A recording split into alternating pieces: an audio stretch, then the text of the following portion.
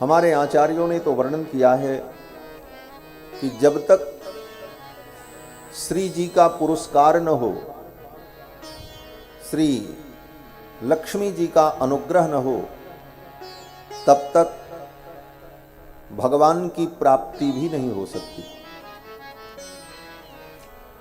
स्वयं भगवान कहते हैं कि मत प्राप्तिम प्रति जंतूनाम संसारे पतताम अधः लक्ष्मी पुरस्कारत्वे निर्दिष्टा परमर्षिभिः।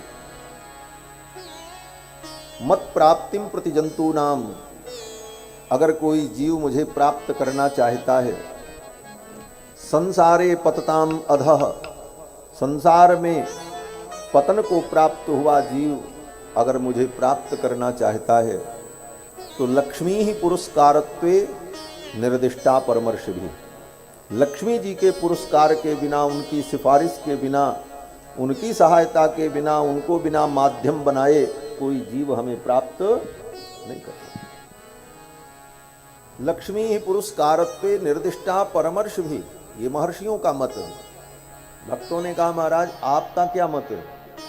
तो भगवान कहते हैं ममापि च मतम हेतत्, मेरा भी यही मत है। जब तक लक्ष्मी की कृपा न हो तब तक मेरी कृपा कोई पा नहीं सकता। इसीलिए भगवान का नाम लेने के पहले किशोरी जी का नाम लिया जाता है। पहले सीता तब राम, लक्ष्मी तब नारायण, राधे तब कृष्ण। मत प्राप्तिम प्रति जंतूनाम संसारे पतताम अधः लक्ष्मी ही पुरस्कारत्वे निर्दिष्टा परमर्षिभिः ममापि च मतम हेतत् नान्यथा लक्षणम भवेत्। इसके अतिरिक्त दूसरा कोई लक्षण नहीं है, दूसरा कोई साधन नहीं। तो श्री जी के सहित ही भगवान परम आराध्य और परम उपास्य होते। श्री जी को छोड़कर केवल भगवान की कोई आराधना करे तो वो भगवान की भक्ति करने वाला व्यक्ति पातकी होता है, उसको पातकी कहा। भगवान शंकर कहते हैं गौर तेजो विनायस्तु श्याम तेज समर्चयेत। गौर तेज श्री जी को छोड़कर श्याम तेज भगवान की कोई केवल भक्ति करे तो कहते हैं जपेद वा ध्यायते वापी स भवेत पातकी शिवे। हे पार्वती, वो प्राणी पातकी होता है जो श्री जी को छोड़कर केवल भगवान की भक्ति करता है। तो श्री जी के बिना भगवान की उपासना उत्तम उपासना नहीं है। इसीलिए भगवान की हम शरणागति भी करते हैं तो श्री जी के सहित जो भगवान हैं उनकी शरणागति की जाती है। इसीलिए हमारे यहाँ जो शरणागति मंत्र द्वय मंत्र है, द्वय मंत्र का जब अनुसंधान करते हैं तो द्वय मंत्र में कहते हैं श्रीमन्नारायण चरणौ शरणम प्रपद्ये। श्रीमन्नारायण माने श्री से युक्त जो नारायण है, केवल नारायण चरणौ शरणम प्रपद्ये नहीं, श्रीमन्नारायण चरणौ शरणम प्रपद्ये। श्री से युक्त जो भगवान हैं उनके चरणों की हम शरणागति कर रहे हैं। चरणौ शरणम प्रपद्ये, भगवान के चरणों की शरणागति को ही हम भगवान की प्राप्ति का साधन मानते हैं। भगवान के चरणों की शरणागति ही भगवान की प्राप्ति का उपाय है। भगवान कर्म ज्ञान भक्ति उपासना इन साधनों से भी प्राप्त होते हैं, परंतु ये साधन कभी कभी निष्फल हो जाते हैं। ज्ञान से भगवान मिलते हैं लेकिन ज्ञान कभी कभी निष्फल हो जाता है। क्यों बोले? ज्ञान में अभिमान आने का भय बना रहता है और अभिमान आने पर ज्ञानी का पतन हो जाता है। वेद भगवान की स्तुति करते हुए कहते हैं जे ज्ञान मान विमत्त तव भव हरणि भक्ति न आदरी ते पाई सुर दुर्लभ पदादपि परत हम देखत हरि। वेद कहते हैं कि ऐसे ज्ञानियों का पतन हो जाता है। कर्म बोले कर्म की निष्ठा भी बहुत अच्छी है, कर्म से भगवान की प्राप्ति हो सकती है, कर्मानुष्ठान वेद के यज्ञ यागादि कर्मों से, परंतु उन कर्मों में थोड़ी सी कमी रह गई तो कर्म का फल विपरीत हो जाता है। विधिहीनस्य यज्ञस्य सद्यः कर्ता विनश्यति, विधि से हीन यज्ञ करने पर कर्ता का ही विनाश हो जाता है, उल्टा फल प्राप्त हो जाता है। और कर्म करते हुए भी व्यक्ति अगर सावधान नहीं है, भगवान के ऊपर पूर्ण रूप से आश्रित नहीं है, शरणागत नहीं है, तो कर्म करते हुए भी उसका पतन हो सकता है। और इसका उदाहरण बोले प्रताप भानु राजा, उतना बड़ा कर्म कौन करेगा? जहाँ लगी कहे पुराण श्रुति एक एक सब जाग, बार सहस्र सहस्र नृप किए सहित अनुराग। प्रताप भानु राजा ने एक एक यज्ञों को हजार हजार बार किया। कितने यज्ञ? बोले वेदों में जितने यज्ञ का वर्णन है सभी यज्ञों को, और एक एक यज्ञों को एक बार नहीं हजार हजार बार किया। जहाँ लगी कहे पुराण श्रुति एक एक सब जाग, बार सहस्र सहस्र नृप किए सहित अनुराग। लेकिन इसके बाद भी प्रताप भानु राजा को पूरे परिवार के सहित राक्षस बनना पड़ा। तो ज्ञान मार्ग में, कर्म मार्ग में, इन सब में चूक हो जाए तो साधन वो विफल हो जाता है। भक्ति में भी, हाँ, भक्ति में, भक्ति क्या है? बोले भगवान का निरंतर हम स्मरण करें, इसका नाम भक्ति है। तैल धारावद अविच्छिन्न स्मृति संतान, जैसे तेल को किसी पात्र में गिराओ तो तेल की धारा अखंड रहती है। सरसों का तेल लेकर बोतल में और ऊपर से ऐसे गिराओ तो जो धारा दिखती है वो धारा अखंड। जिस प्रकार तेल की धारा अखंड होती है, उसी प्रकार भगवान की स्मृति की धारा अखंड बनी रहे। एक क्षण के लिए भी भगवान का विस्मरण न हो। नारद जी कहते हैं तद विस्मरणे परम व्याकुलतेति, नारद भक्ति सूत्र में। एक क्षण के लिए भी भगवान का विस्मरण हो जाए तो व्याकुलता उत्पन्न हो जाए, प्राण निकल जाएंगे। एक क्षण का भी विस्मरण सहन न हो, ये भक्ति है। भक्ति भी इतनी सरल नहीं है। निरंतर भगवान का स्मरण हो, और वो स्मरण कैसा हो? बोले वो स्मरण खंडित न हो और मरने के अव्यवहित पूर्व क्षण पर्यंत वो स्मृति रहे। मरने के अव्यवहित पूर्व क्षण माने मरने वाले हैं उसके एक क्षण तक वो स्मृति बनी रहे। उसका परिणाम क्या होगा? बोले मरते समय भी भगवान का ही स्मरण करेंगे, तब जाकर के भक्ति सिद्ध हो जाएगी। क्यों? बोले मरते समय भगवान का स्मरण किया तो भगवान को प्राप्त हो जाए। और कहीं जीवन भर स्मरण किया और मरते समय स्मरण न हुआ, कहीं दूसरी वस्तु का स्मरण हो गया, तो भक्ति धरी रह जाएगी। अगले जन्म में फिर कहीं पैदा होना पड़ेगा, मुक्ति का मार्ग प्रशस्त नहीं है। उसके उदाहरण श्री भरत जी महाराज, राजर्षि भरत इतनी उपासना कर रहे थे, मुक्ति नारायण क्षेत्र में रहकर गंडकी के तट पर भगवान का निरंतर स्मरण भजन उपासन, परंतु मरते समय एक हिरण के बच्चे का स्मरण हुआ और मरने के बाद उनको हिरण बनना पड़ा। तो कर्म में, ज्ञान में, भक्ति में, इन सभी साधनों में थोड़ी सी चूक हो जाए तो ये सारे साधन विफल भी हो जाते हैं। लेकिन शरणागति, बोले शरणागति ब्रह्मास्त्र है। जैसे ब्रह्मास्त्र निष्फल नहीं होता, जब सारे अस्त्र शस्त्र व्यक्ति चला देता है और वो सारे अस्त्र शस्त्र काम नहीं करते, तब व्यक्ति कहता अब ब्रह्मास्त्र चलाना पड़ेगा, अमोघ अस्त्र का प्रयोग करना पड़ेगा। तो शरणागति जो है वो ब्रह्मास्त्र के समान अमोघ है, वो निष्फल नहीं होती। और एक बार शरणागति की गई सदा के लिए कल्याणकारिणी हो जाती। शरणागति में ज्ञान अज्ञान किसी भी प्रकार शरणागति हुई तो वह शरणागति कल्याण कर देती है। ज्ञानात अथवा ज्ञानात कृतमात्म निवेदनम, श्री वल्लभाचार्य जी महाराज कहते हैं कि ज्ञान अथवा अज्ञान से किसी भी प्रकार से अगर व्यक्ति ने आत्मनिवेदन कर दिया है, शरणागति कर ली है, तो वह शरणागति कभी निष्फल नहीं होती।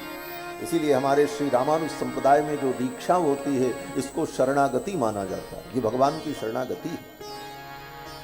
पंच संस्कार संपन्न करके,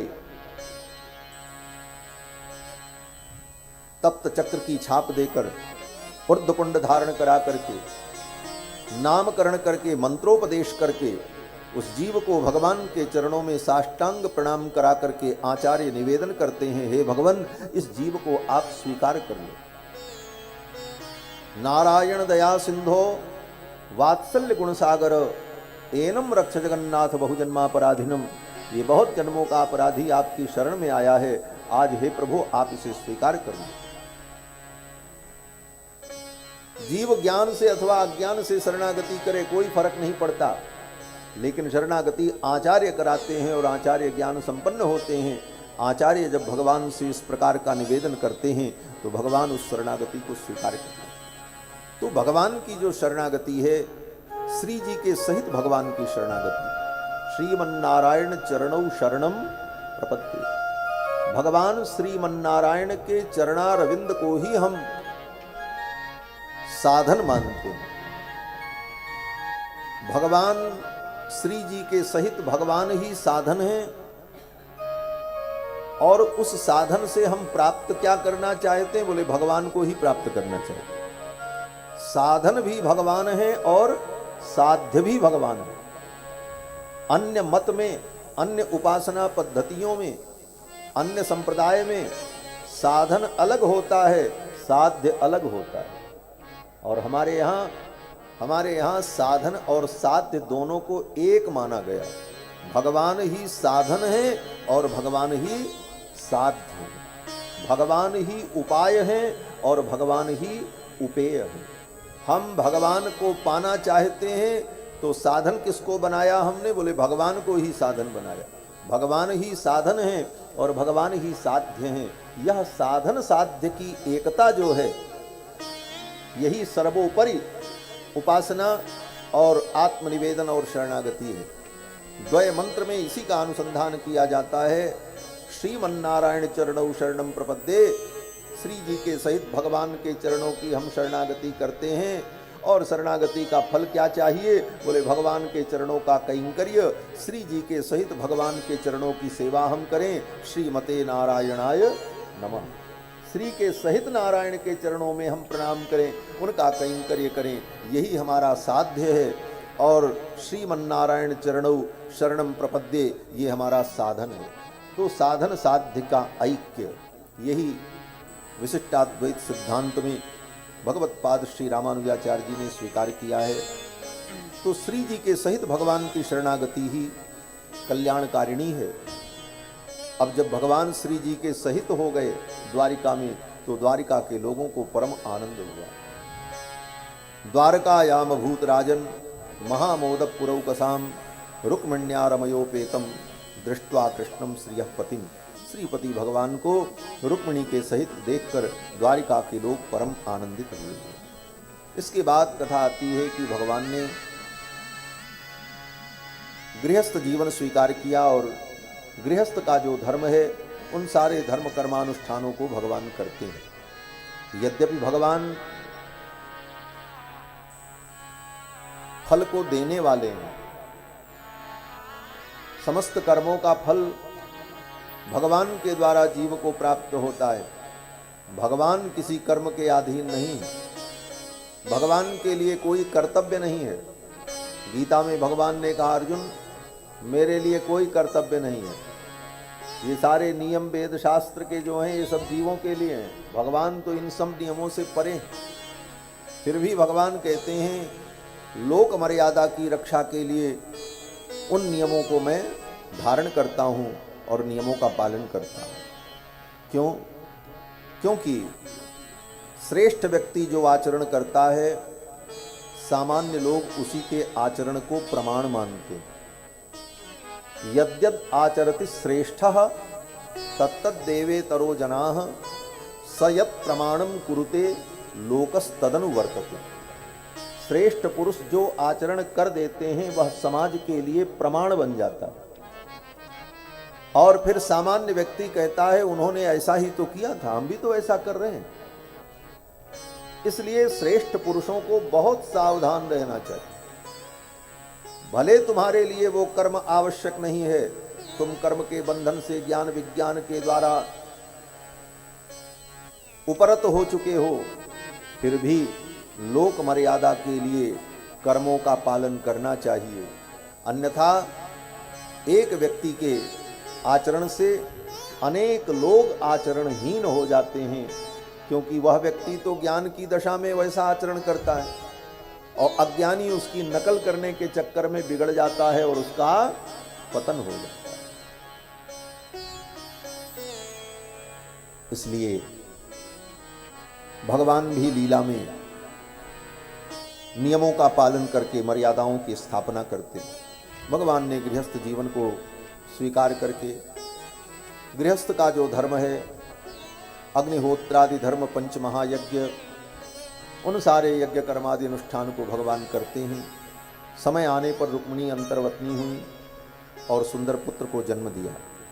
श्री प्रद्युम्न जी महाराज उत्पन्न हुए, जो भगवान की विभूति है, कामदेव के अवतार हैं। कामदेव को भगवान शंकर ने जब भस्म कर दिया था तो कामदेव की पत्नी रति देवी ने कहा, मेरे पति को शरीर की प्राप्ति कब होगी? तो भगवान शंकर ने कहा, जब जदुवंश कृष्ण अवतारा, हुई हैं हरण महामहिभारा, कृष्ण तने हुई हैं पतितोरा, वचन अन्यथा हो ही न मोरा।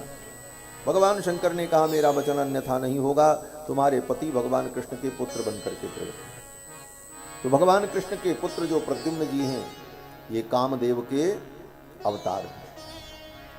प्रद्युम्न जी जब उत्पन्न हुए उसी समय संबरासुर नाम का एक दैत्य था। वो संबरासुर दैत्य, उसको वरदान था, वैसी ही बुद्धि हो जाती है और वैसा ही कार्य व्यक्ति करने लगता है। जीव को अगर दुख प्राप्त करना है, उसके भाग्य में भवितव्यता ये लिखी है कि उसे दुख होगा, तो वो जाकह प्रभु दारुण दुख दीना, ताकि मति आगे हर लीना। जिसको दुख प्राप्त होना होता है उसकी मति का हरण पहले ही हो जाता है। यही भगवान की सृष्टि का विचित्र विधान है, जिस विधान के रहस्य को समझ पाना बड़ा कठिन है। संबरासुर दैत्य ने प्रद्युम्न जी का हरण किया और ले जाकर के समुद्र में फेंक दिया। समुद्र में इतने जीव हैं, इस बच्चे को खा जाएंगे, मर जाएगा। फेंक करके चला आया। समुद्र में एक बहुत बड़ा मत्स्य था, उस मत्स्य ने उस बच्चे को निगल लिया, प्रद्युम्न जी को, गटक गया। पेट में जाने पर भी प्रद्युम्न जी की मृत्यु नहीं हुई, क्योंकि भगवान के अंश हैं और भगवान के संकल्प से ही ये सब लीला चल रही। प्रद्युम्न जी उस पेट में भी, मछली के पेट में भी जिंदा रहे और संयोग से मछुआरे ने उस मछली को पकड़ा और संबरासुर दैत्य के यहाँ लेकर के गया और उपहार के रूप में दे दिया। जिस बच्चे को संबरासुर समुद्र में फेंक करके आया था, वही बालक उस मछली के पेट में बैठकर संबरासुर के घर आ गया। यही भगवान की लीला विचित्र है। और जब उस मत्स्य को रसोई घर में भोजन बनाने वाले सूपकारी लोगों ने काटा पीटा तो उस मछली के पेट से जिंदा बालक निकला। वहां पर एक देवी थी जिनका नाम मायावती था। वो कामदेव की पत्नी रति देवी थी। भगवान शंकर ने कहा था, वहीं संबरासुर दैत्य के घर में तुमको तुम्हारे पति की प्राप्ति होगी। कैसे होगी? बोले, एक मछली के पेट से तुमको मिलेंगे बालक के रूप में, तुम पहचान लेना। मायावती संबरासुर के घर में रसोई में काम करती और वहीं रहती थी। ये रहस्य संबरासुर को पता नहीं था।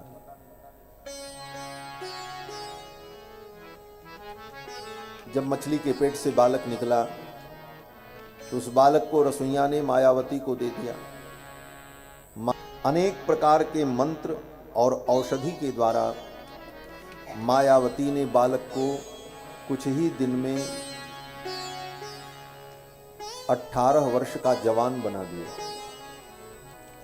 श्री सुखदेव जी कहते हैं कि कामदेवं शिशुं बुद्ध्वा चक्रे स्नेहं तदार्भके नाति दीर्घेण कालेन सकार्ष्णी रूढ़ यौवनः। कृष्ण के पुत्र कार्ष्णी रूढ़ यौवन हो गए, जवान हो गए।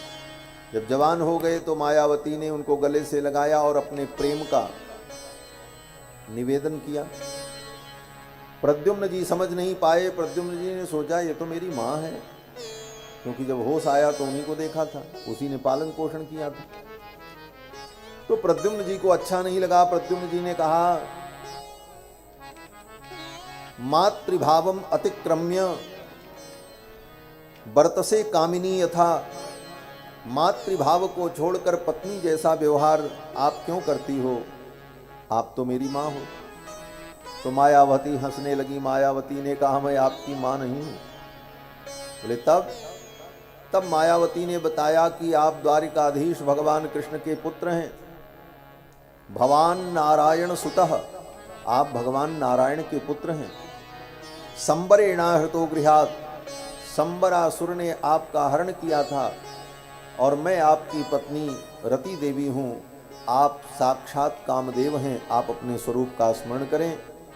मायावती के कहने पर प्रद्युम्न जी को अपने स्वरूप का स्मरण हो गया। मायावती ने कहा आपके द्वारा ही संबरासुर का वध होगा, आप इसका वध करें और फिर हम लोग द्वारिका चलें। उसी समय प्रद्युम्न जी महाराज ने अपने अस्त्र शस्त्रों का स्मरण किया।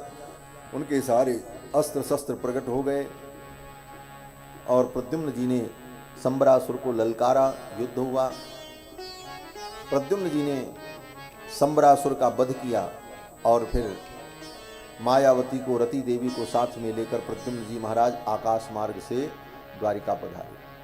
प्रद्युम्न जी जब द्वारिका आए और द्वारिका के लोगों को पता चला कि ये तो द्वारिकाधीश के पुत्र हैं, अब तो द्वारिका में और परम आनंद हुआ और बड़े धूमधाम से प्रद्युम्न जी का रति देवी मायावती के साथ विवाह संपन्न हुआ।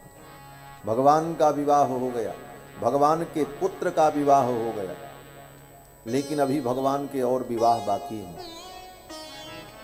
घर में बहू आ गई और ससुरा जी का ब्याह अभी बाकी है। बोले कितने? बोले अभी 16,107 विवाह बाकी हैं भगवान। इसके बाद भगवान का विवाह सत्राजित की बेटी सत्यभामा से हुआ। श्री राजा परीक्षित ने पूछा कि सत्राजित ने अपनी बेटी सत्यभामा का विवाह कैसे किया भगवान से? तो सुखदेव जी ने कहा कि सत्राजित द्वारिकापुरी में रहते थे, सूर्य भगवान के परम भक्त थे। सूर्य भगवान ने उनको एक मणि दी थी। उस मणि से रोज 8 भार सोना निकलता था और उस मणि का नाम था स्यमंतक मणि। और उसी सोने से सत्राजित का वैभव खूब बढ़ रहा था। एक दिन सभा में भगवान ने सत्राजित से कहा ये मणि राजकोष में आप जमा कर दो। ऐसी मणि तो राजा के खजाने में होनी चाहिए। सत्राजित ने देने से मना कर दिया। सत्राजित ने कहा ये मणि मेरी है, मैं इसकी पूजा करता हूँ। भगवान ने कहा चलो कोई बात नहीं। भगवान ने सोचा फिर कभी इस विषय में चर्चा करेंगे। वो बात वहीं समाप्त हो गई और संयोग से सत्राजित का भाई प्रसेन उस मणि को अपने गले में पहनकर अपने मित्रों के साथ शिकार खेलने गया। जंगल में एक सिंह ने उसे मार डाला और वो मणि ले ली। आगे जाने पर उस सिंह को एक रीछ ने मार डाला और वो मणि लेकर के चला गया। सत्राजित लौट करके जब नहीं आया, वो प्रसेन लौट करके नहीं आया तो सत्राजित के मन में संदेह हुआ। कृष्ण मणि मांग रहे थे, कहीं ऐसा तो नहीं कृष्ण ने ही मेरे भाई को मार दिया हो और मणि ले ली। भगवान के ऊपर मणि की चोरी का झूठा आरोप लगाया। ये बात भगवान के कानों तक पहुंची। भगवान ने द्वारिका की सुधर्मा सभा बुलाई और सारी बातों को स्पष्ट किया। भगवान ने कहा जब तक वो मणि मिल नहीं जाती तब तक इस कलंक से मैं मुक्त नहीं हो पाऊंगा, इसलिए तब तक के लिए मैं द्वारिका की सभा का त्याग करता हूँ और उस मणि का मैं पता लगाने जा रहा हूँ। जब मणि मिल जाएगी तब मैं आऊँगा। और उस मणि का पता लगाने के लिए भगवान सेवकों को लेकर के चले। जंगल में ढूंढते ढूंढते गए तो देखा प्रसेन मरा पड़ा था, वहाँ मणि नहीं मिली। आगे जाने पर देखा सिंह मरा पड़ा था, वहाँ भी मणि नहीं मिली। सिंह का एक रीछ से युद्ध हुआ, क्योंकि रीछ के चरण के चिन्ह वहाँ दिखाई पड़ रहे थे। सेवकों ने कहा ये चरण चिन्ह इस दिशा में जा रहे हैं, लगता है वो रीछ इस दिशा में गया है और वो रीछ ही मणि को ले गया होगा। चरण चिन्हों को देखते देखते आगे बढ़े तो आगे एक गुफा मिली। भगवान ने सेवकों से कहा तुम लोग यहीं द्वार पर मेरी प्रतीक्षा करो, मैं इस गुफा के अंदर जा रहा हूँ। सेवकों ने कहा महाराज आपका अकेले जाना ठीक नहीं है, कोई संकट पड़ जाए, कोई स्थिति हो जाए। भगवान ने कहा चिंता मत करो, यहीं मेरी प्रतीक्षा करना। सेवकों ने कहा कब तक? भगवान ने कहा 12 दिन तक मेरी प्रतीक्षा करना। अगर मैं निकल करके नहीं आया तो द्वारिका में जाकर के सूचना दे देना। द्वारपाल सेवक लोग द्वार पर खड़े हो गए। भगवान उस गुफा के अंदर गए। उस गुफा के अंदर बहुत सुंदर महल जैसा वातावरण था और उस प्रांगण में एक बालक उस मणि को लेकर के खेल रहा था। और उस बालक का पालन पोषण करने वाली जो स्त्री थी, धात्री, वो वहीं पर पास में खड़ी थी। उसने भगवान को देखा और भगवान को देखते ही वो जोर जोर से चिल्लाने लगी, कोई पुरुष आ गया, कोई नर आ गया, कोई नर आ गया। तम पूर्वम नरम दृष्ट्वा धात्री चुक्रोश भीतवत। भयभीत होकर वह स्त्री चिल्लाने लगी, कोई नर आ गया, कोई नर आ गया। तब तक उस गुफा के अंदर से एक भयानक रीछ निकला और वो भगवान के ऊपर कूद पड़ा और भगवान को लिए दिए ढुनमुनी खाते हुए दूर तक सरकता चला गया। और फिर दोनों में गुत्थम गुत्थी शुरू हो गई। कभी भगवान उस रीछ को पटक दें, कभी वो भगवान को चित्त कर दे, कभी मुष्टिका से, कभी हाथ से, कभी लात से। इस प्रकार एक दूसरे के ऊपर प्रहार करते हुए युद्ध होने लगा। 28 दिनों तक अनवरत युद्ध चला। आसीत तदष्टाविंसाहम इतरेतर मुष्टिभिः।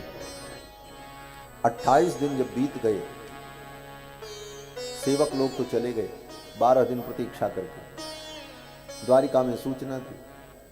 द्वारिका के लोग बड़े व्याकुल हुए और भगवान की मंगल कामना के लिए द्वारिका के लोगों ने भगवती का आराधन किया। लक्ष्य चंडी यज्ञ का आयोजन किया। बड़े बड़े विद्वान चंडी पाठ करने लगे। और इधर 28 दिन जब बीत गया तो भगवान के ऊपर तो कोई फर्क पड़ा नहीं। भगवान की ऊर्जा, प्रसन्नता यथावत थी, लेकिन वो रीछ 28 दिन तक लड़ते लड़ते भूखा प्यासा कमजोर हो गया। 28वें दिन हिम्मत करके उसने फिर भगवान के ऊपर प्रहार करने के लिए मुष्टिका तानी। तब तक उस रीछ की दृष्टि भगवान के वक्षस्थल पर गई। द्वारिकाधीश के वक्षस्थल पर कौस्तुभ मणि, श्री जी का चिन्ह, भृगु जी के चरण का चिन्ह, इन सारे चिन्हों को जब देखा उस रीछ ने तो चरणों में गिर करके उस रीछ ने प्रार्थना की, हे नाथ मुझे क्षमा कर दो। हे प्रभो, विष्णुम पुराण पुरुषम प्रभ विष्णुमधीश्वरम। आप पुराण पुरुषोत्तम हैं, आप विष्णु हैं, नारायण हैं। आपके चरणों में मैं प्रणाम करता हूँ। मैंने आपके ऊपर प्रहार किया, आप मुझे क्षमा कर दें। वो रीछ कोई साधारण रीछ नहीं था। त्रेता युग के श्री जामवंत जी महाराज थे, जो द्वापर युग तक थे। जामवंत मंत्री अति बूढ़ा, अत्यंत वृद्ध श्री जामवंत जी महाराज द्वापर युग तक थे। और जामवंत जी महाराज ने भगवान के चरणों में प्रणाम किया। बोले प्रभु मुझसे अपराध हुआ, मैंने आपके ऊपर प्रहार किया। भगवान ने कहा नहीं नहीं कोई बात नहीं, आपकी इच्छा को पूर्ण करने के लिए मैंने ये लीला की। क्या इच्छा थी? बोले त्रेता में जब युद्ध हुआ रावण से तो सब वीर अपनी अपनी प्रशंसा कर रहे थे। जामवंत जी से जब पूछा गया तो जामवंत जी ने कहा, प्रभु मैं क्या बताऊं, इतने बड़े युद्ध में युद्ध करने की मेरी इच्छा पूर्ण नहीं हो पाई। हम अपना पूरा पराक्रम प्रकट नहीं कर सके। भगवान ने कहा, अच्छा तो कैसे पराक्रम प्रकट होगा? जामवंत जी ने कहा, हमारे समकक्ष कोई वीर मिले और हम उसके साथ युद्ध करें, तब हमारी युद्ध की ये कामना तृप्त हो, तब मैं अपनी बल शक्ति का प्रदर्शन कर सकूं। तो आप तो बहुत बड़े वीर हो, जय जय महावीर महाधीर धौरेय, आप तो महावीर हो, रघुवीर हो। पंच वीरत्व राघवे, जिसके अंदर 5 प्रकार की वीरता हो उसको महावीर कहते हैं, और राम जी ऐसे ही वीर हैं, पंच वीरत्व राघवे। जामवंत जी ने कहा, आप ही हमारे साथ द्वंद्व युद्ध करो तो मेरे भुजाओं की थोड़ी खाज मिट जाए। राम जी ने कहा, जामवंत जी ये मेरा मर्यादा पुरुषोत्तम का अवतार है, लीला के लिए, मनोविनोद के लिए अपने से बड़ों के साथ मैं युद्ध करूं, ये मर्यादा नहीं है। राम जी तो मर्यादा पुरुषोत्तम, और जामवंत जी इतने बड़े, जामवंत मंत्री अति बूढ़ा, अत्यंत वृद्ध जामवंत जी। तो भगवान ने कहा, इस अवतार में तो नहीं, लेकिन कृष्णावतार में आपकी इच्छा मैं जरूर पूर्ण करूंगा। और इसी कामना के कारण जामवंत जी महाराज, और जामवंत जी की एक कामना और थी, जब जामवंत जी महाराज भगवान से पहली बार मिले तो भगवान को देखते ही जामवंत जी के मन में वात्सल्य भाव प्रकट हुआ। भगवान के प्रति वात्सल्य प्रकट हुआ, कितने मनोहर हैं ये हमारे पुत्र होते तो कितना अच्छा होता। फिर जामवंत जी ने सोचा, ये तो पुत्र श्री दशरथ जी महाराज के हैं, तो पुत्र नहीं तो ये मेरे जामाता होते, मेरे दामाद हो जाते तो दामाद भी पुत्र के समान होता। लेकिन मेरी कोई बेटी भी नहीं है अभी कि मैं विवाह करूं, और करते भी जामवंत जी तो रामावतार में तो भगवान एक पत्नी व्रत हैं, दूसरा विवाह कर नहीं सकते। तो ये सारी इच्छाएं जामवंत जी के हृदय में बनी रही, और कोई भी इच्छा मन में बनी रहेगी तब तक जीव को मुक्ति की प्राप्ति नहीं होगी। वह इच्छा पूर्ण होगी तभी मुक्ति होगी। क्यों? बोले 4 पुरुषार्थ कहे गए हैं, धर्म अर्थ काम मोक्ष। इसका क्रम क्या है? बोले पहला धर्म, दूसरा अर्थ, और तीसरा काम। काम के बाद मोक्ष, अर्थात जब तक काम है तब तक मोक्ष नहीं, जब काम पीछे छूट जाएगा तब आगे मोक्ष आएगा। जामवंत जी महाराज की इस इच्छा को पूर्ण करने के लिए भगवान ने लीला की। 28 दिनों तक जामवंत जी के साथ युद्ध किया। भगवान ने कहा, जामवंत जी आपकी इच्छा को पूर्ण करने के लिए हमने ये लीला की। जामवंत जी ने कहा, महाराज ये इच्छा भी पूरी हो गई, अब दूसरी इच्छा जो मेरी थी उसे भी आप पूर्ण करो। बोले क्या? जामवंत जी ने कहा, मेरी एक बेटी है जिसका नाम जाम्बवती है, अब उसका विवाह करने में कहाँ जाऊं, कहाँ वर ढूंढने जाऊं इस बुढ़ापे में, और जाऊं भी तो आपसे सुंदर वर कौन मिलेगा? आपसे बढ़िया तो वर मिल नहीं सकता, और आप मेरे द्वार पर चल करके आए हो तो आप मेरी बेटी का कन्यादान स्वीकार कर लो, और ये मणि मैं आपको दहेज के रूप में दे दूंगा। वस्तुतः ये मणि मेरी है। जामवंत जी ने कहा, मैंने अपने पराक्रम से पाया है, कोई चोरी करके इन्हें नहीं लाए हैं। तो अपने पराक्रम और पुरुषार्थ से जो वस्तु उपार्जित की जाती है उस पर उसका स्वत्व होता, अधिकार होता है। जामवंत जी ने कहा, ये मणि हम आपको दहेज के रूप में दे देंगे, आप मेरी बेटी का पाणी ग्रहण कर लो। भगवान ने कहा, ठीक है। फिर तो जामवंत जी ने अपनी बेटी जाम्बवती का कन्यादान किया और वो मणि भगवान को समर्पित कर दी। मणि लेकर के भगवान आए, सत्राजित को दे दिया। अब द्वारिका में चारों तरफ चर्चा होने लगी, ये सत्राजित कितना नीच है, कितना कृतघ्न है, इसने द्वारिकाधीश पर झूठे आरोप लगाए। अब जिधर सत्राजित जाते लोग उनको 4 खरी खोटी सुनाते। द्वारिका में रहना मुश्किल हो गया सत्राजित का, घर से निकलना बंद हो गया। सत्राजित ने सोचा, अब मैं क्या करूं, कहाँ जाऊं? इस समस्या का समाधान कैसे हो? तो सत्यराजित ने मन में विचार किया कि मेरी भी एक बेटी है, उसका नाम सत्यभामा है। आखिर आज नहीं कल सत्यभामा का विवाह कहीं न कहीं तो करना ही है, तो क्यों न मैं भी अपनी बेटी का विवाह कृष्ण के साथ कर दूं। कृष्ण मेरे दामाद हो जाएंगे, फिर किसकी हिम्मत है बोलने की? कौन हमारा विरोध करेगा द्वारिका में? फिर तो द्वारिकाधीश ही हमारे चरणों में प्रणाम करेंगे। ससुर जी को प्रणाम तो करना ही पड़ता है। सत्यराजित ने अपनी बेटी सत्यभामा का भगवान को कन्यादान कर दिया। भगवान ने स्वीकार कर लिया।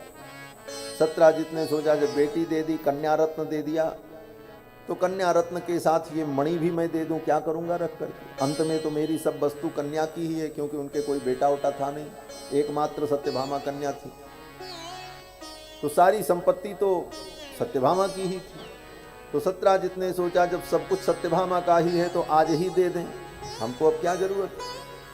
वो मणि देने लगे तो भगवान बड़े बुद्धिमान, भगवान ने सोचा अब ये दे रहे हैं, जब हम मांग रहे थे तब दिया नहीं और अब दे रहे हैं, अब ये दें चाहे न दें, आज नहीं कल इनकी सारी संपत्ति तो हमको मिलनी ही मिलनी है।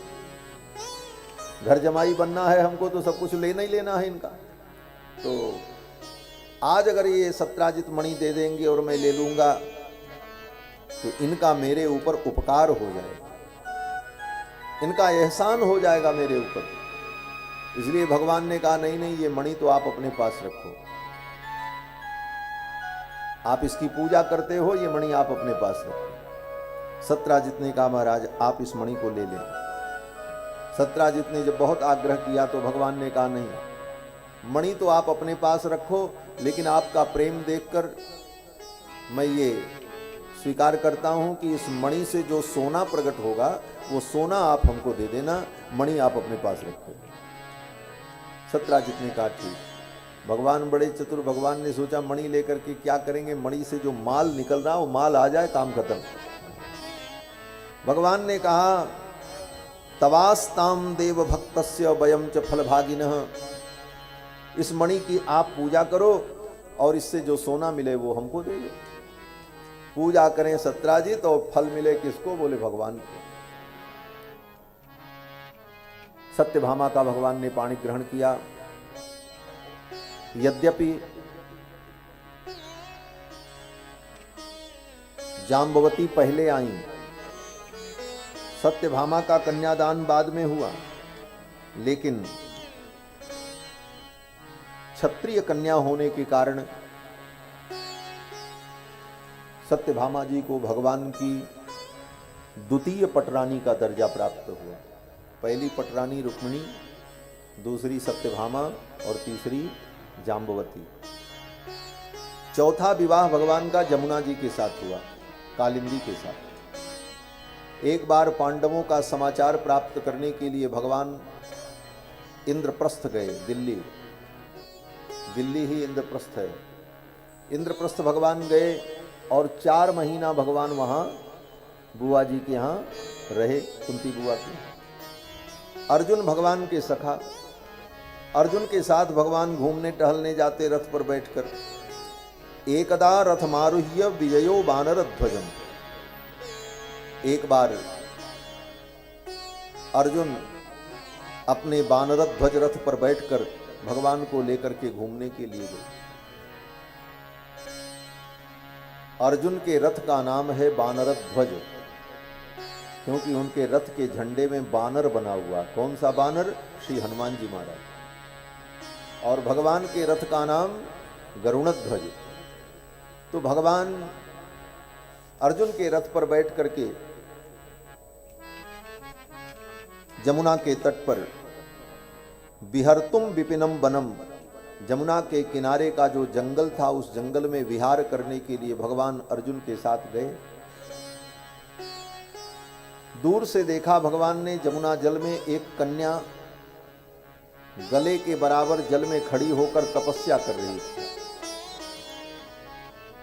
16 वर्षीय कन्या जमुना जल में खड़ी होकर के तप कर रही थी। तो भगवान ने देखा, भगवान ने अर्जुन से कहा, अर्जुन ऐसे निर्जन में और इतने जल में इस तरह की कठिन तपस्या करने वाली ये देवी कौन है, जरा पता तो लगाओ। भगवान ने अर्जुन को भेजा, अर्जुन गए। अर्जुन ने जाकर के पूछा, देवी का तुम कस्यासि सुश्रोणी कुतोसि किम चिकीर्षसि। हे देवी, तुम कौन हो, कहाँ से आई हो, क्या चाहती हो और ये क्यों तपस्या कर रही हो। तुम्हारी तपस्या की इस कठिनता को देखकर और तुम्हारी इस अवस्था को देखकर, तुम्हारे वय को देखकर मुझे लगता है कि मन्ने त्वाम पतिमिच्छन्ति, अपने मन के अनुकूल पति को प्राप्त करने के लिए तुम तप कर रही हो। किसको चाहती हो, क्या उद्देश्य है तुम्हारा। तो उस कन्या ने कहा, मैं सूर्य भगवान की पुत्री हूं, मेरा नाम कालिंदी है और मैं भगवान विष्णु को पति रूप में चाहती हूं। विष्णुम वरेण्यम वरदम तपः परममास्थिता, और भगवान विष्णु को छोड़कर नान्यम पतिम वृणे वीर तम मृते श्री निकेतनम, भगवान को छोड़ करके और मैं किसी का वर्ण नहीं कर सकती, ये मेरी प्रतिज्ञा है।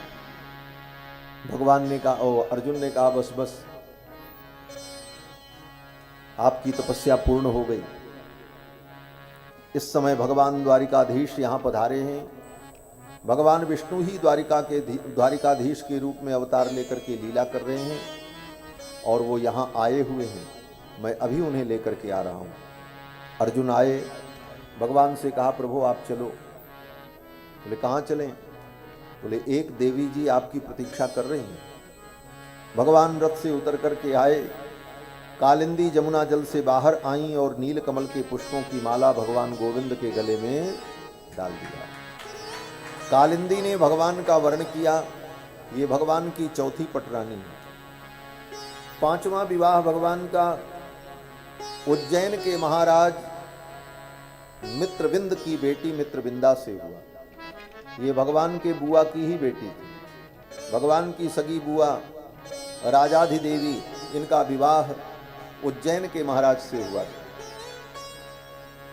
उनकी बेटी मित्रविंदा का स्वयंवर हुआ। उस स्वयंवर में भगवान पहुंचे।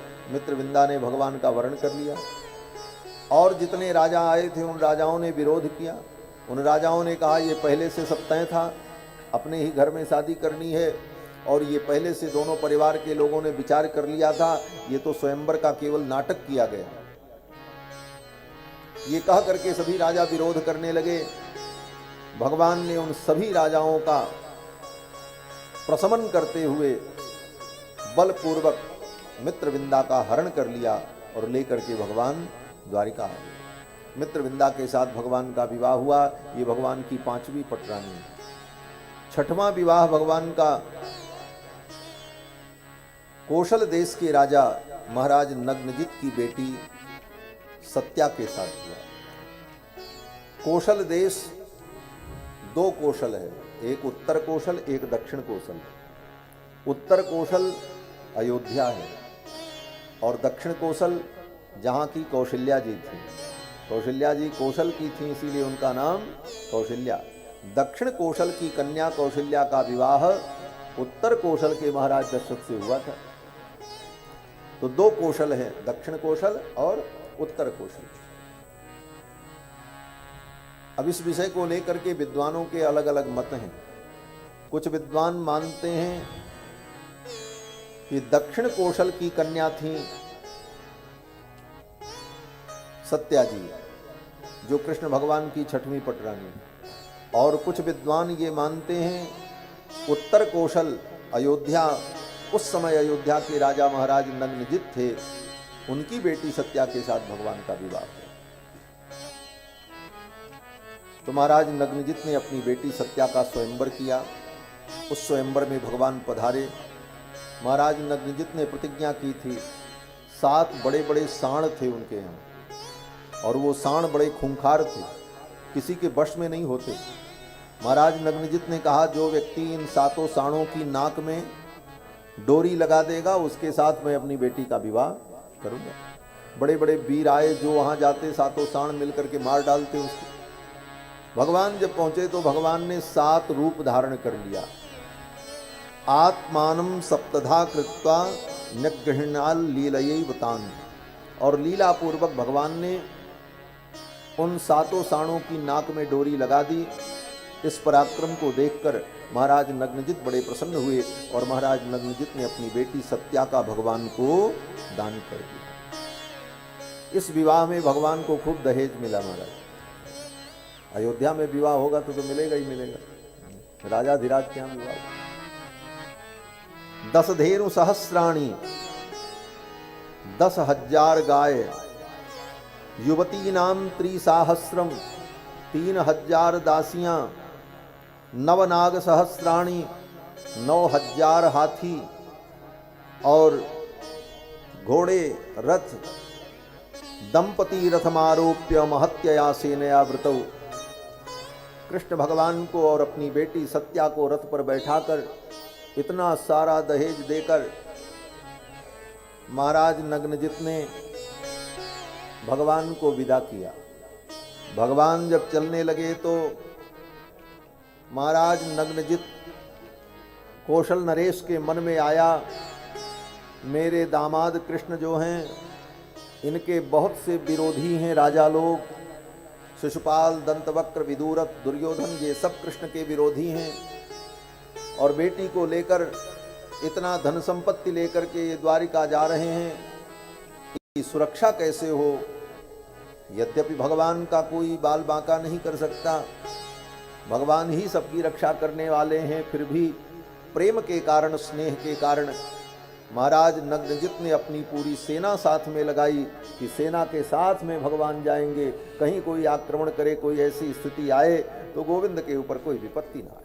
इसलिए महाराज नग्नजित ने दंपति रथमारोप्य महत्यया सेनया व्रतौ, महती सेना के साथ भगवान को विदा किया।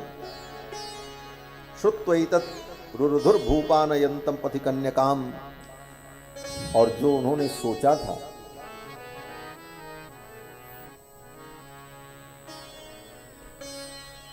महाराज नग्नजित ने वही हुआ। जब भगवान सत्या को लेकर के चले तो श्रुत्वैतत् रुरुधुर्भूपानयन्तं पथि कन्यकाम, रास्ते में विरोधी राजाओं ने घेरने का प्रयत्न किया, लेकिन इतनी बड़ी सेना थी, इतनी बड़ी सुरक्षा थी, सब अंत में हतप्रभो होकर भग्नवीर्याः सुदुर्मर्षा यदुभिर्गोवृषैः पुरा, सब चले गए और भगवान आनंद पूर्वक सत्या जी को लेकर के द्वारिका आए। ये भगवान का छठा विवाह। 7वां विवाह भगवान का अपनी बुआ की बेटी भद्रा जी के साथ हुआ। भगवान श्री कृष्ण की एक बुआ जिनका नाम श्रुतकीर्ति था, वो केकय राजा के यहाँ ब्याही थी, और उनकी बेटी भद्रा वो भगवान को चाहती थी। महाराज श्रुतकीर्ति ने आदर पूर्वक भगवान कृष्ण को बुलाकर अपनी बेटी भद्रा का दान किया और भगवान ने भद्रा जी का पाणी ग्रहण किया। ये भगवान की 7वीं पटरानी। और 8वां विवाह भगवान का मद्र देश के राजा, मद्रास के राजा की बेटी लक्ष्मणा के साथ हुआ। वहाँ भी भगवान स्वयंवर में पहुँचे, लक्ष्मणा ने भगवान का वर्ण कर लिया, राजाओं ने विरोध किया, सबको परास्त करके लक्ष्मणा को लेकर के भगवान आ गए और लक्ष्मणा का पाणी ग्रहण किया। इस प्रकार भगवान के 8 विवाह हुए। पहली पटरानी रुक्मिणी, दूसरी सत्यभामा, तीसरी जाम्बवती, चौथी यमुना, 5वीं मित्रविंदा और 6वीं सत्या। इन्हीं सत्या का एक नाम नागनजिती भी है, क्योंकि नग्नजित की बेटी हैं इसलिए इनका नाम नागनजिती। तो 6वीं पटरानी सत्या और 7वीं भद्रा और 8वीं लक्ष्मणा, ये 8 पटरानी भगवान की। इसके बाद 16,100 विवाह भगवान ने एक बार में किया। भौमासुर नाम का एक असुर था। भौमासुर असुर ने प्रतिज्ञा की थी कि 20,000 कन्याओं के साथ एक मंडप में मैं विवाह करूंगा, और अनेक राजाओं के यहाँ से राजकन्याओं को हरण करके ला करके कारागार में बंद करके रखा था, बटोर रहा था। 20,000 पूरी हों तब विवाह करें। 16,100 राजकन्याओं का हरण करके अपने कारागार में बंद करके रखा था, और अनेक राजाओं को बंदी बना करके अपने कारागार में वो रखा था। महाराज भगवान पधारे, भगवान के पास सूचना आई। कैसे न कैसे उन कन्याओं ने सूचना भेजी, हे गोविंद मेरा भी उद्धार करो। फिर तो भगवान अपने गरुड़ पर बैठ करके सत्यभामा जी को साथ में लेकर भौमासुर के नगर प्राग ज्योतिषपुर पर आक्रमण कर दिया। भगवान सत्यभामा जी को लेकर के प्राग ज्योतिषपुर जब पहुँचे तो वहाँ भयंकर युद्ध हुआ। उस युद्ध में भगवान ने मुर नाम के दैत्य का वध किया। भौमासुर का जो सेनापति था उसका नाम था मुर, बड़ा पराक्रमी था। मुर को भगवान ने मारा, इसीलिए भगवान का नाम पड़ गया मुरारी। ये मुरारी नाम इसीलिए पड़ा। फिर भौमासुर का भगवान ने वध किया। 16,100 राजकन्याओं को कारागार से मुक्त किया। उन राजकन्याओं ने कहा, अब मैं कहाँ जाऊं, अब कोई क्षत्रिय हमें स्वीकार नहीं करेगा। आपने इस दुष्ट के आतंक से हमें बचाया है, तो अपने चरणों की दासी बना लो। सत्यभामा जी साथ में थी। सत्यभामा जी ने कहा, प्रभु ये सब मेरी बहन है, सबको ले चलो, द्वारिका में क्या कमी है। भगवान ने कहा ठीक है। तो 16,100 राजकन्याओं को भगवान ने पत्नी के रूप में स्वीकार कर लिया और उनको द्वारिका भेज दिया। और भगवान भौमासुर का वध करने के बाद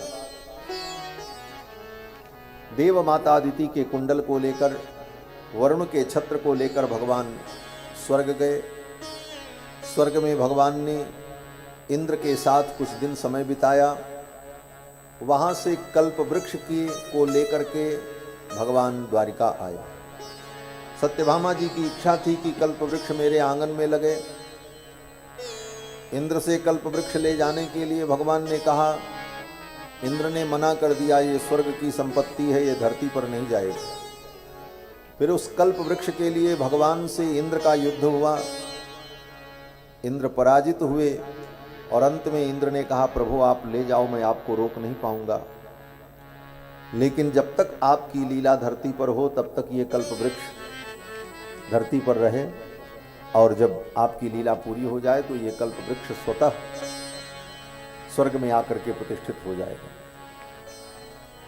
फिर तो भगवान स्वर्ग से आए, कल्प वृक्ष को लाकर सत्यभामा के आंगन में स्थापित किया, और फिर उन 16,100 राजकन्याओं का भगवान ने पाणी ग्रहण किया। इस प्रकार से भगवान श्री कृष्ण के 16,108 विवाह संपन्न हुए, और एक एक पत्नी से 10-10 पुत्र और एक एक बेटियां उत्पन्न हुई। और फिर भगवान के एक एक पुत्रों के 10-10 पुत्र और एक एक बेटियां उत्पन्न हुई, विराजमान हो गए। श्री सीतारामचंद्र भगवान की जय। एक एक पत्नी से 10-10 पुत्र और एक एक बेटियां उत्पन्न हुई। फिर उन पुत्रों के 10-10 पुत्र और एक एक बेटियां, इतने नाती पोता भगवान के हुए, इतना विशाल परिवार। और इसके बाद भी भगवान के चेहरे पर कोई सिकन नहीं, मुस्कुराते हुए सदा गोविंद प्रसन्न रहे। यही कर्मयोगी का लक्षण है। भगवान कर्मयोगी, सब कुछ करते हुए भी कहीं भी मोह, आसक्ति और बंधन नहीं। यही कर्म की कुशलता है। योगः कर्मसु कौशलम, कर्म की यही कुशलता है। संसार में कर्म को करते हुए, जगत के संपूर्ण व्यवहार का निर्वाह करते हुए भी कहीं हम मोहग्रस्त न हो, बंधनग्रस्त न हो, यही तो योग है। और कृष्ण तो योगेश्वर है। इतना बड़ा परिवार भगवान का, और इसके बाद भी कभी किसी पत्नी से भगवान का कोई मनमुटाव नहीं, कोई झगड़ा नहीं, कोई क्लेश नहीं। एक दिन तो भगवान ने जानबूझ करके ऐसी लीला की कि रुक्मिणी से मेरी लड़ाई हो जाए। रुक्मिणी क्रोध में मुझे कुछ कहे तो मैं देखूं कि मेरी रुक्मिणी कैसी लगती है। जब ये क्रोध करेगी तो इसका मुख कैसा देखने में लगेगा। और आपने शिशुपाल को छोड़कर मेरे जैसे व्यक्ति से विवाह किया, जो कहीं का राजा भी नहीं है। मैं तो द्वारिका का छड़ीदार हूं, द्वारिका के राजा तो महाराज उग्रसेन है, मैं तो उनका सेवक हूं। और मेरे इतने शत्रु, अपने शत्रुओं के भय के कारण मैं समुद्र में छिप करके रहता हूं। सारी दुनिया जानती है मथुरा से युद्ध छोड़ करके मुझे भागना पड़ा था। सारे राजा हमको भगोड़ा कहते हैं, वो कृष्ण भगोड़ा, युद्ध छोड़ करके भागने वाला, वो कब से वीर हो गया। आज भी द्वारिका में लोग यही कहते हैं भगवान को। क्या कहते हैं? बोले भगोड़ा कहते हैं। बोले कहाँ कहते हैं? बोले द्वारिका जाओ तो देखो, वहां जयकारा क्या बोली जाती है? रणछोर राय की जय। द्वारिका के ठाकुर को रणछोर राय आज भी कहा जाता है, जो रण छोड़ करके भागे। भगवान ने कहा इतने मेरे विरोधी राजा, और उसके बाद भी आप ऐसे उत्तम कुल की कन्या, अभी तक सही सही निर्णय नहीं हो पाया कि मैं वसुदेव का बेटा हूं कि नंद का बेटा हूं। लोग कहते हैं वसुदेव का बेटा है, और मुझे तो लगता है मैं तो नंद का बेटा हूं। मेरी मैया यशोदा है, जिसके बाप का निर्णय आज तक न हो सका। आपने मेरा वरण किया, क्या सोच करके आपने मेरा वरण किया? और तो और मैं तो कभी आपके विषय में सोचता भी नहीं था। लो, इतनी बड़ी बात कही वो तो आपका पत्र मेरे पास आया, और एक ब्राह्मण पत्र लेकर के आया, तब हमने विचार किया आपके विषय में। हमारी कोई आप में रुचि नहीं थी। और देखो, आपके अतिरिक्त मैंने 16,107 अन्य विवाह किए। एकमात्र आप मेरी पत्नी होती तब भी कोई अच्छी बात होती, लेकिन क्या मिला आपको? आप इतनी सुंदर हो और मैं काला कलूटा। लोग मुझे काला कहते, कृष्ण काले हैं, और आप ऐसी परम सुंदरी, मेरे जैसे पुरुष का वर्ण करके आपको क्या मिला? ये निर्णय आपका ठीक नहीं था। वृता वयम गुणैर्हीना भिक्षुभिः श्लाघिता मुधा। मैं तो गुणों से हीन हूं, गुणैर्हीना भिक्षुभिः श्लाघिता मुधा। और ये जितने भिखारी हैं, भीख मांगने वाले, ये बाबा लोग, साधु लोग, यही मेरी प्रशंसा करके इतनी मेरी महिमा बता देते हैं कि लोग मेरे पीछे दीवाने हो जाते हैं। भगवान की बात बड़ी अद्भुत है। भगवान कहते हैं कि ये भिखारी, जो भीख मांगने वाले, ये बाबा लोग, भिक्षुक, ये सब मेरी इतनी श्लाघा कर देते हैं। श्लाघा माने प्रशंसा। और उसी श्लाघा को सुनकर, मेरी महिमा को सुनकर के लोग मुग्ध हो जाते हैं। आपने भी मेरी महिमा को कहीं से सुन लिया होगा और आप मुग्ध हो गई हो। रुक्मिणी जी ने कहा, हाँ महाराज, हमने तो सुना था। श्रुत्वा गुणान भुवन सुंदर शृण्वताम ते निर्विश्य कर्ण विवरैर हर्तोंगतापम। आपके गुणानुवाद को ही सुनकर के तो मैंने आपको चाहा। भगवान ने कहा, ये सब गुणानुवाद जो है ना, ये सब फर्जी प्रशंसा हमारी सब कर देते हैं, और इसी प्रकार लोग मेरे पीछे मुग्ध हो जाते हैं। भगवान ने कहा, देवी,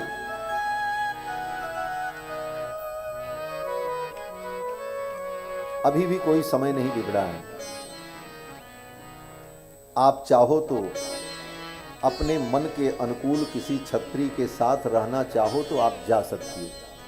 हमारे तरफ से कोई प्रतिबंध नहीं।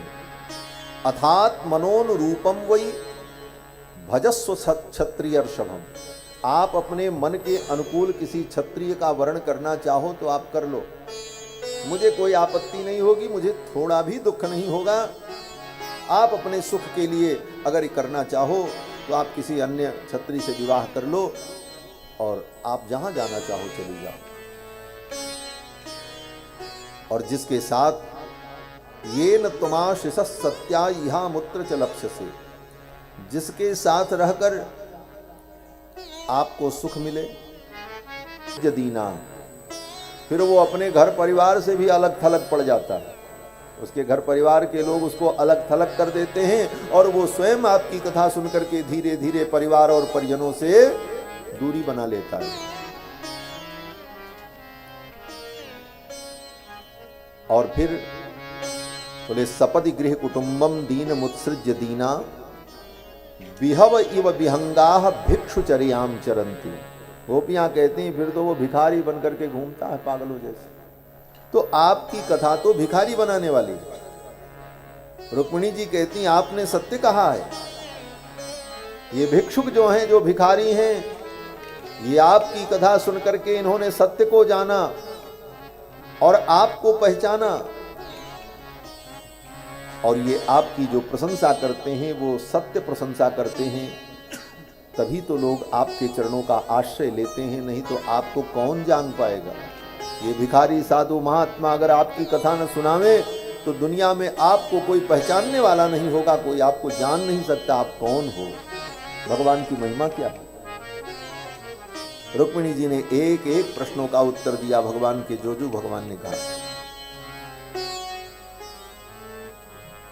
ये सब लीला भगवान की बड़ी अद्भुत लीला, कथा तो बहुत है और आज समापन सत्र है। कुछ कुछ बातें कह करके वाणी को विराम देंगे। भगवान के पौत्र अनिरुद्ध जी महाराज, भगवान के पुत्र प्रद्युम्न, प्रद्युम्न के पुत्र अनिरुद्ध, अनिरुद्ध का विवाह बाणासुर की बेटी ऊषा से हुआ। देखो खानदान में जो परंपरा होती है फिर वही परंपरा आगे चलती है। भगवान के विवाह में सब जगह यही हुआ, लड़ाई झगड़ा मारपीट।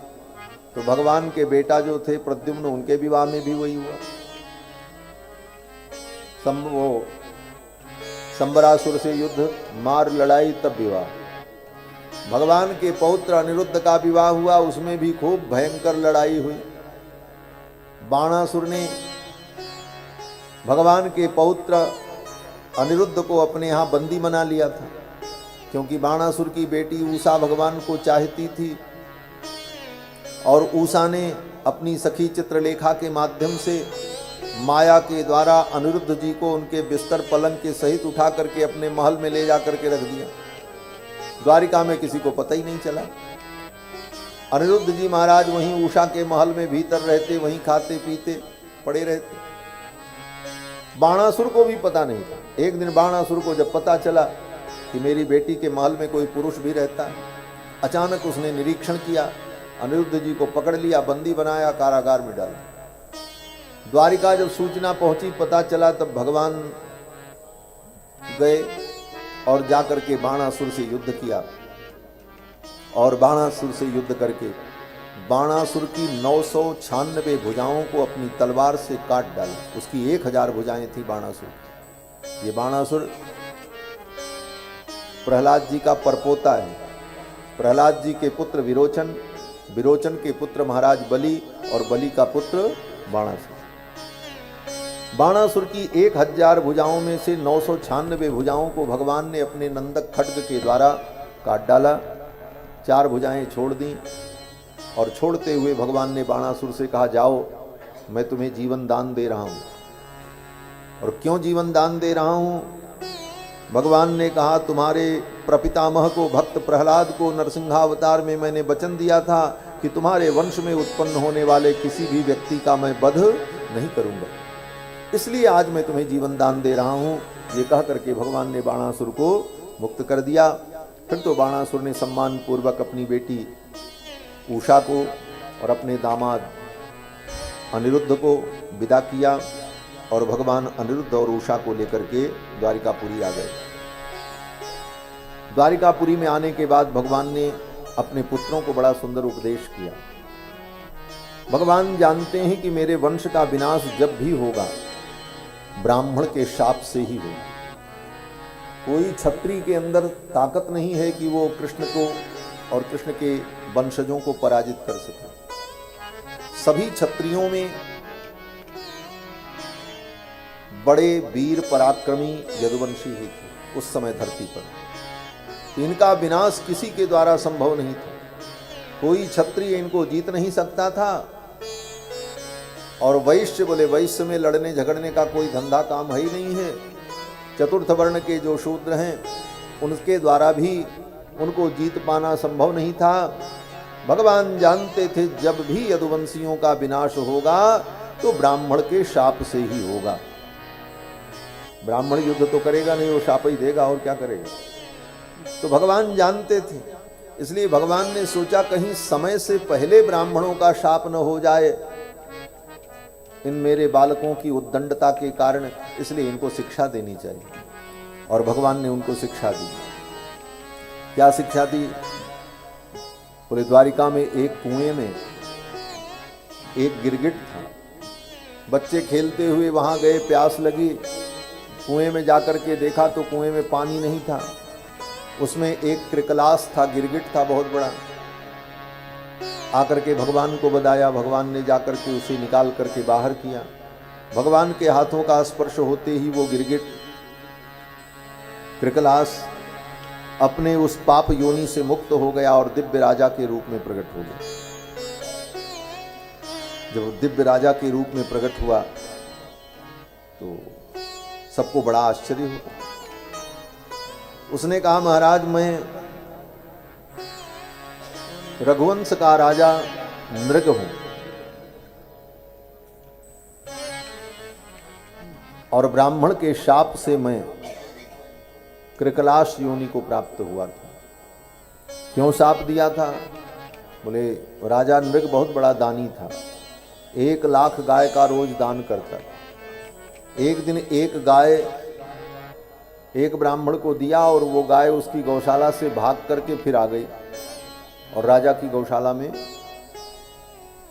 प्रविष्ट हो गई। अब राजा के यहाँ तो रोज सवेरे सवेरे गोदान का कार्यक्रम होता था। सेवक लोग पहचान नहीं पाए और उस गाय को पुनः तैयार करके गोदान के लिए उपस्थित कर दिया। राजा नृग ने दूसरे ब्राह्मण को दान कर दिया। तब तक वो पिछले दिन वाला ब्राह्मण अपनी गाय ढूंढते हुए आ गया, मेरी गाय यहाँ आई है। देखा, बोले दूसरा ब्राह्मण ले जा रहा था, दोनों ब्राह्मण में झगड़ा शुरू हो गया, ये तो मेरी है, वो कहे मेरी है, और दोनों अपने अपने जगह पे सही थे। उस ब्राह्मण ने कहा, मैं झूठ नहीं बोल रहा हूँ, महाराज ने कल इस गाय का मुझे दान किया था, संकल्प किया था, तिथि नक्षत्र गोत्रादि का उच्चारण करके कहा था और ये गाय मुझे मिली थी, ये मेरी है। दूसरे ब्राह्मण ने कहा, मैं भी सत्य बोल रहा हूं, अभी अभी महाराज ने गोत्र नाम का उच्चारण करके मुझे दान किया। बात दोनों की सही थी अपनी जगह, और दोनों में आपस में इस बात को लेकर के विवाद हो गया। राजा नृग कभी इधर देखते कभी उधर देखते, अब क्या करें। दोनों ब्राह्मणों ने क्रोध में शाप दे दिया, ले जाओ राजन, कृकलास हो जाओ। तुमने दान दे करके ब्राह्मणों में आपस में लड़ाई कराई। एक गाय पहले इनको दिया, फिर वही हमको दिया।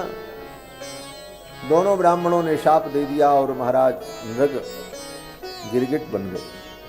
प्रार्थना की, हमारा उद्धार कैसे होगा। उन विप्रों ने कहा कि जब द्वारिकाधीश भगवान का अवतार होगा तो द्वारिकाधीश कृष्ण के हाथों का स्पर्श होने पर तुम्हारे पाप ताप सब मिट जाएंगे और तुम्हें सुंदर स्वरूप की प्राप्ति हो जाएगी।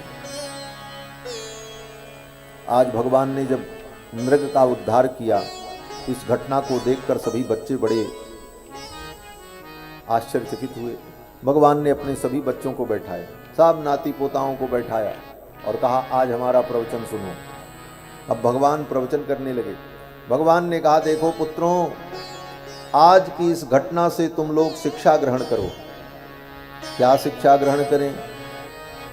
भगवान ने कहा, तुम्हारे द्वारा दिया गया हो अथवा किसी दूसरे ने दिया हो,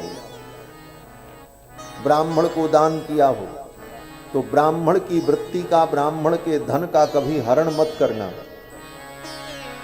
स्वदत्ताम परदत्ताम वा ब्रह्मवृत्तिम हरेच्चयः, अपने द्वारा दी गई हो, दूसरे के द्वारा दी गई हो,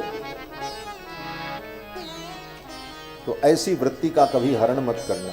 स्वदत्ताम परदत्ताम वा ब्रह्मवृत्तिम हरेच्चयः षष्ठी वर्ष सहस्राणी विष्टायाम जायते कृमि। जो व्यक्ति ब्राह्मण की वृत्ति का हरण कर लेता है वो 60,000 वर्ष तक नाली का कीड़ा बनता है।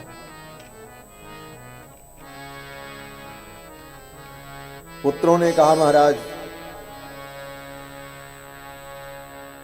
वे ब्राह्मण अगर हमारे ऊपर क्रोध करें तो भगवान ने कहा, विप्रम कृतागसमपि नैव दुह्यत मामका। हे मेरे पुत्रों, अगर तुम मेरे पुत्र हो, ये भगवान के शब्दों का बड़ा वैशिष्ट्य है। भगवान कहते हैं मामकाह। मामकाह माने अगर मेरे पुत्र हो तो मेरा अनुकरण करो। क्या अनुकरण करो? बोले कोई ब्राह्मण अगर तुम्हें डांट दे तो चरणों में प्रणाम कर लेना। अगर कोई तुम्हें शाप दे तब भी चरणों में प्रणाम कर लेना।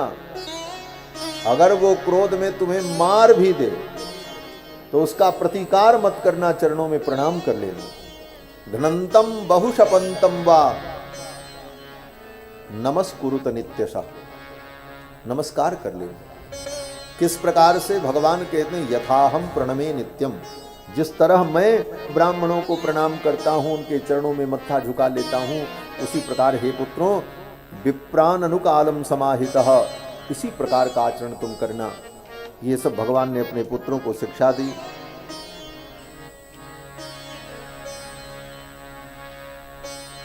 और इसके बाद कथा आती है कि श्री बलराम जी महाराज के मन में हुआ कि चलें वृंदावन घूम के आऊं।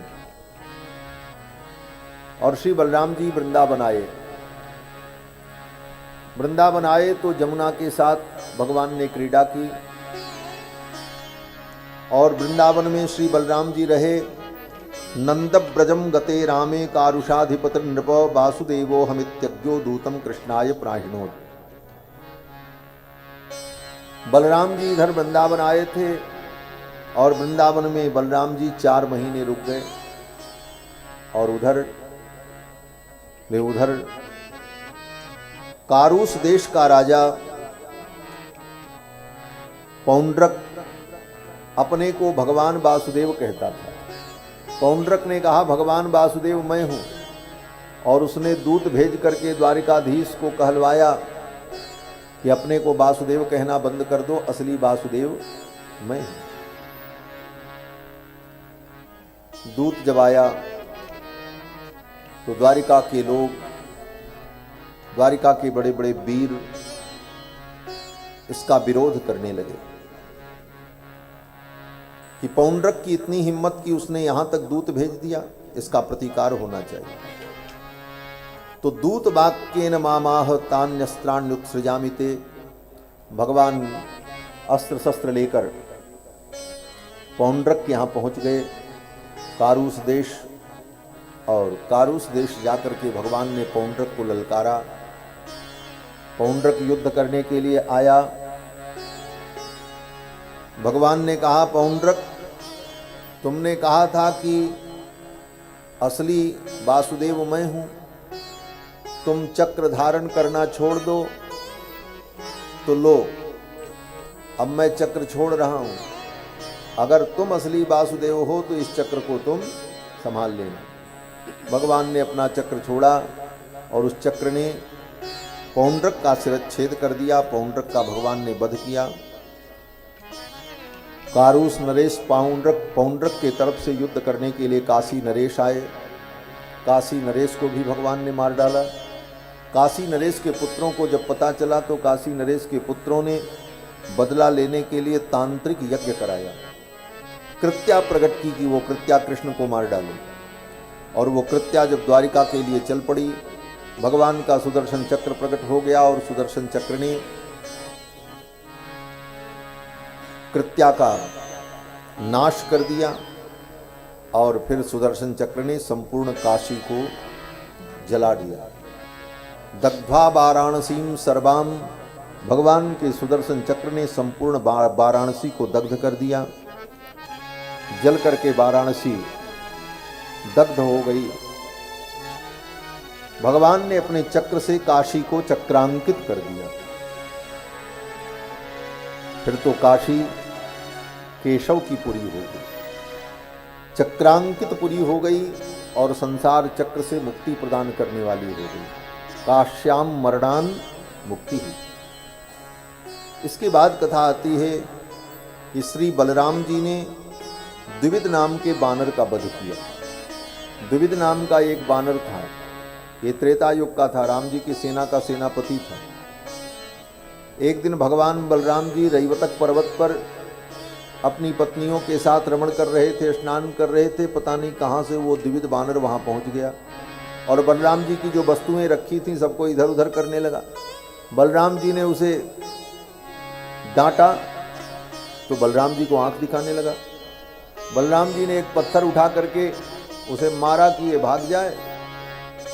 पत्थर जब उधर से आया तो बानर बड़ा चतुर, उसने अपना सिर ऐसे बगल कर लिया, पत्थर बगल से निकल गया और फिर वो बानर किलकारी मार करके हंसने लगा।